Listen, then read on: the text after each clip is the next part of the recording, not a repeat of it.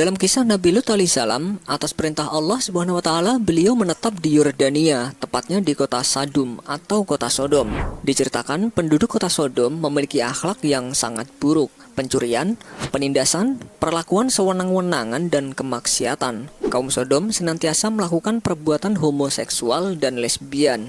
Kedatangan Nabi Lut alaihissalam untuk berdakwah agar mereka melakukan taubat ditolak mentah-mentah. Semakin Nabi Lut alaihissalam menyampaikan dakwah, semakin enggan mereka bertaubat dari kemungkaran.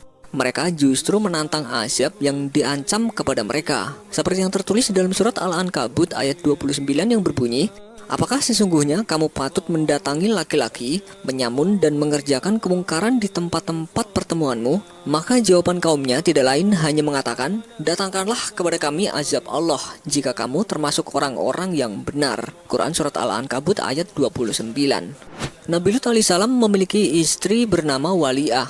Sebagaimana banyak dinukil oleh para mufasir, Ibnu Abbas mengatakan bahwa Wali'ah tidak termasuk pelaku LGBT. Salah satu versi sejarah menyebutkan bahwa semula Wali'ah adalah istri yang baik. Ketika Nabi Lut alaihissalam sudah tidak ada harapan lagi untuk penduduk Sodom agar meninggalkan perbuatan kejinya, Nabi Lut alaihissalam memohon kepada Allah Subhanahu wa taala agar mendatangkan azab. Sungguh, azab Allah sangat menakutkan. Allah mengabulkan doa Nabi Lut alaihissalam. Allah mengutus dua malaikat dalam wujud dua pemuda yang sangat tampan untuk mengetuk pintu rumah Nabi Lut alaihissalam. Ketika dibuka pintu itu, Nabi Lut alaihissalam nyaris terperanjat melihat bagaimana ketampanan pemuda-pemuda yang datang ke rumahnya. Dia pun mempersilahkan para tamu itu masuk untuk menjaganya dari masyarakat kaum Sodom yang tidak akan bisa tinggal diam melihat pemuda tampan seperti itu. Nabi Lut alaihissalam sangat takut kalau kedua tamunya ini akan menjadi korban kekejian kaum Sodom, sehingga merasa sempit dadanya. Dan tatkala datang utusan-utusan kami itu kepada Lut, dia merasa susah dan merasa sempit dadanya karena kedatangan mereka. Dan dia berkata, "Ini adalah hari yang amat sulit." Quran Surat Hud ayat 77. Nabi Lut alaihissalam berpesan kepada istrinya, Wali'ah dan anak-anaknya untuk merahasiakan kedatangan dua lelaki tampan tersebut. Sayangnya Wali'ah terpengaruh oleh seorang wanita tua yang menawarkan kekayaan berupa emas dan perak dengan syarat ia harus bersedia memberitahu penduduk Sodom jika ada lelaki tampan yang bertamu ke rumahnya. Iman Wali'ah kalah dengan nafsu dan hasrat akan kekayaan dunia. Ia menerima tawaran wanita tua itu. Ia pun memberitahu kaum Sodom setiap kali ada lelaki tampan yang bertamu pada suaminya.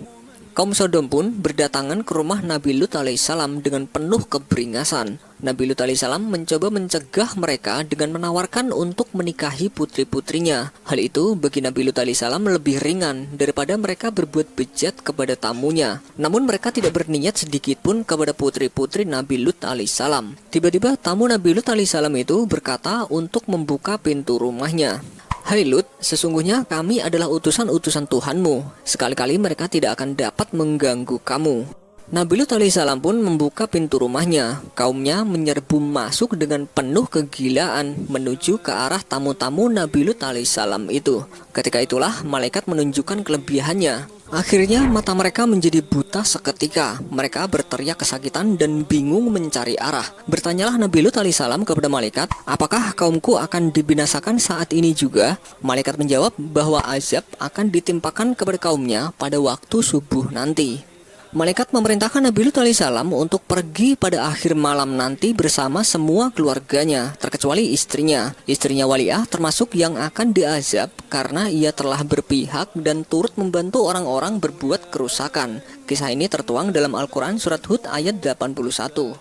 Para utusan berkata, "Hai Lut, sesungguhnya kami adalah utusan-utusan Tuhanmu. Sekali-kali mereka tidak akan dapat mengganggu kamu. Sebab itu pergilah dengan membawa keluarga dan pengikut-pengikut kamu di akhir malam. Dan janganlah ada seorang pun di antara kamu yang tertinggal kecuali istrimu. Sesungguhnya dia akan ditimpa azab yang menimpa mereka. Karena sesungguhnya saat jatuhnya azab kepada mereka ialah di waktu subuh." Bukankah subuh itu sudah dekat? Quran Surat Hud ayat 81.